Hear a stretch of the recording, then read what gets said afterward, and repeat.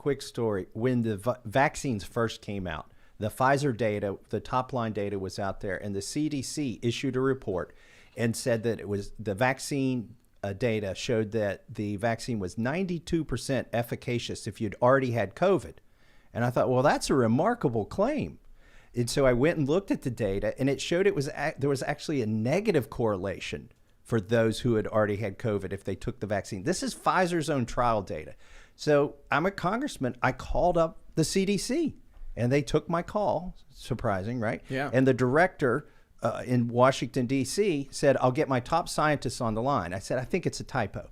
So she calls me back with their top scientists, and she said, we're going to call you Eagle Eye Massey. We don't know how we printed this. It's a mistake. We don't know how it made it in here.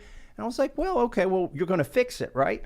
Oh, yeah, we'll fix it. And they said, so are you going to do an errata? Are you going to change the PDF that's up there? Like, I got into the technicalities. And so I thought it was all fixed. The vaccine comes out. Older people in Kentucky couldn't get it because younger people were taking it who had already had COVID. But the data was never fixed. The data was never, a month later, somebody said, oh, the CDC says this. I went back and looked. They never fixed the lie.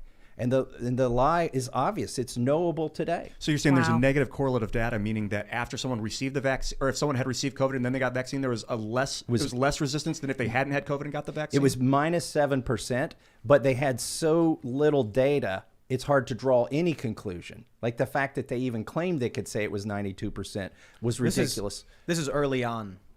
This was when the vaccine first came out. This was early December 14th of 2020. Right. Well, as it's gone on, though, we've learned more. But really, the truth is, when they're talking about the science changing, like she was talking about on CNN, y'all, it has nothing to do with science. It's all about polling. It's about politics. And this is an election year.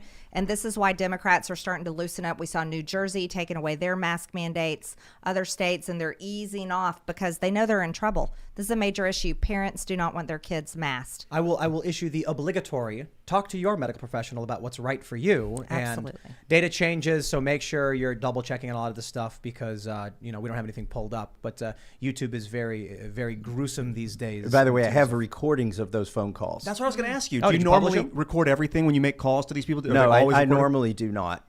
It's not something I would ever do with another congressman, for instance. But You publish them?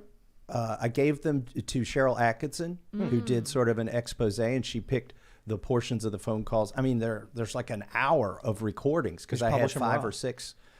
I should just release them all. Yeah, absolutely.